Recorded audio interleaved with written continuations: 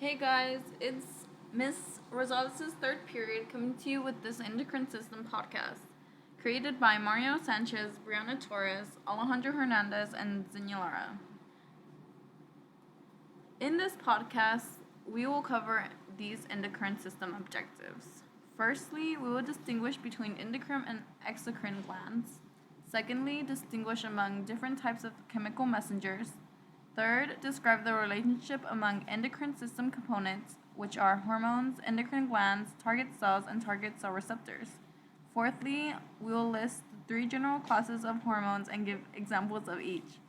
Fifth, describe the mechanism of steroid hormone actions and explain the location and the role of steroid hormone receptors.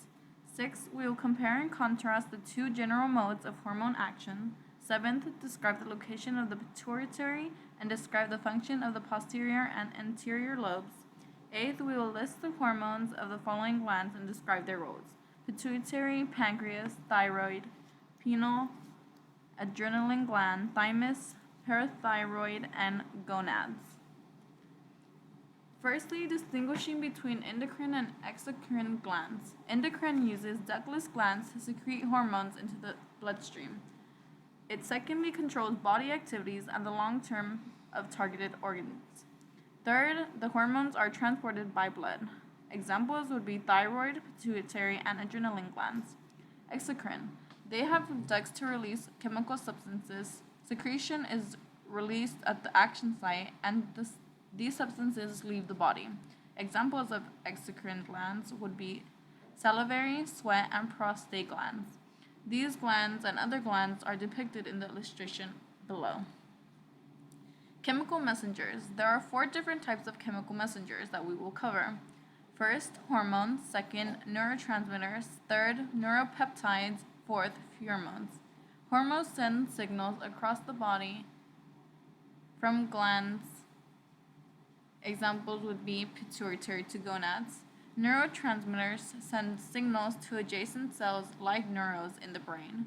Neuropeptides can act as hormones or neurotransmitters. Examples would be glutamate and dopamine. Pheromones are external hormones that affect the actions of other organisms around them. Sexual arousal, following food trails, and mother-cub bonding. Hormones are depicted in the first illustration below. Neurotransmitters can be seen in the second illustration. Third, you will find a neuropeptide.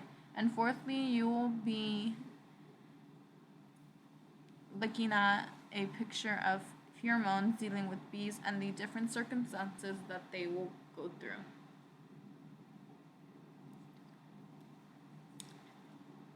Components of the endocrine system.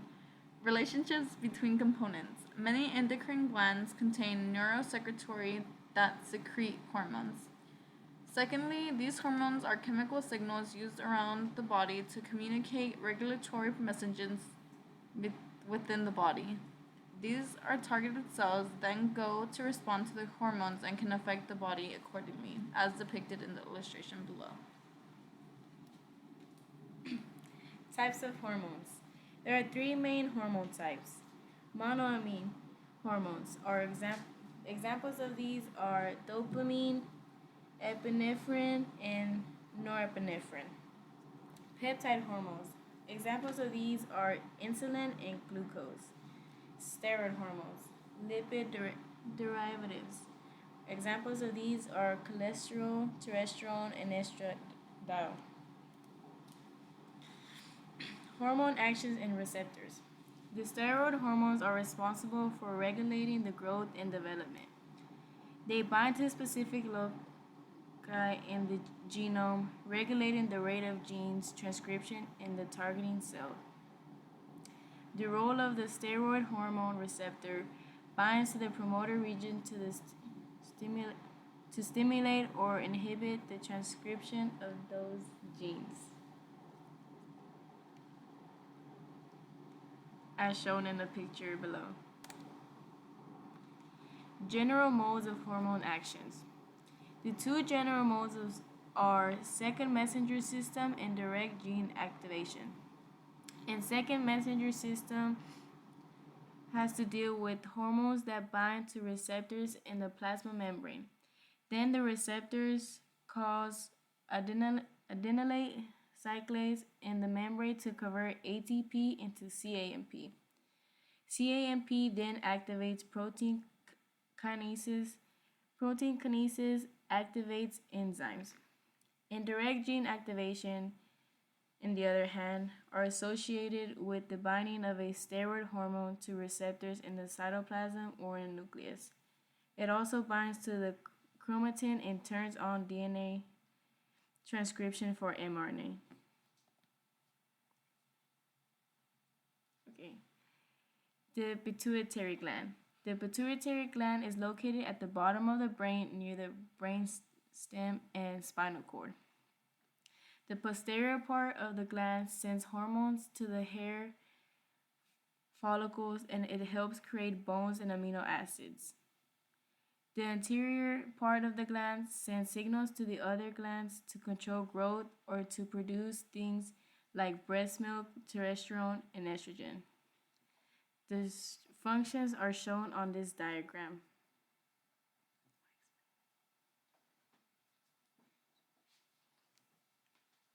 Okay, on the pituitary gland, the posterior part of the gland sends hormones to things like the adrenal cortex, the skin, the bone, and the muscle cells. But on the anterior part sends hormones to the breast so that it can produce milk for the young, sends it to the kidney, to the ovaries, to the testes, and to the thyroid.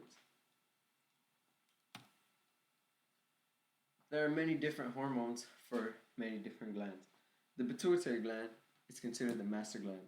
It releases hormones like somatotropes, which control growth, and thyrotropes, which control the thyroid, and other glands. It is located in the brain. The pituitary gland tells other glands what hormones to release and when to release them.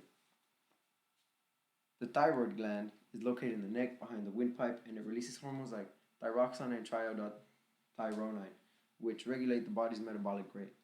Thyroxine reduces the amount of thyroidonine in the body so that someone's metabolic rate won't be too fast or too slow. Hormones of the gland, part 2. The pancreas, this particular gland, makes insulin and glucagon. These two hormones help control glucose levels in the blood. The pineal gland, this gland is found in the posterior part of the brain, and it's pretty close to the other gland in the brain. It's pretty close to the pituitary gland.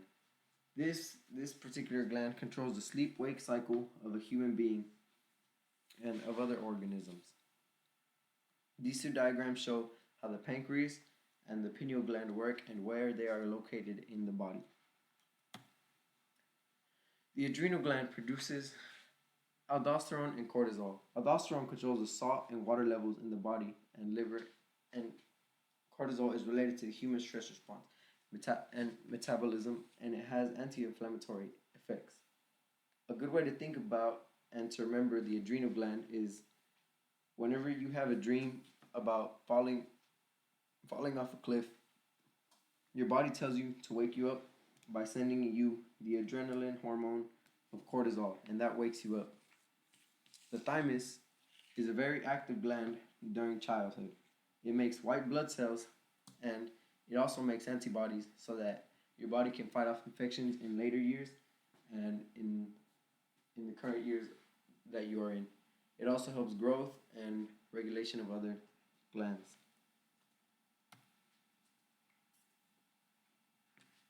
The parathyroid gland. This gland secretes the hormone parathormone. This works in calcium and phosphate homeostasis and also serves in bone physiology. This gland basically makes sure that there is not too much calcium or too much phosphate in the blood or too little of either of the substances, and it helps make bones super strong. The gonads. The gonads is another word for the male and female reproductive organs. This is one word to put them both in the same category. The male The male version of the gonads, which are the testes, produce testosterone, and the female version of the gonads, which are the ovaries, produce estrogen.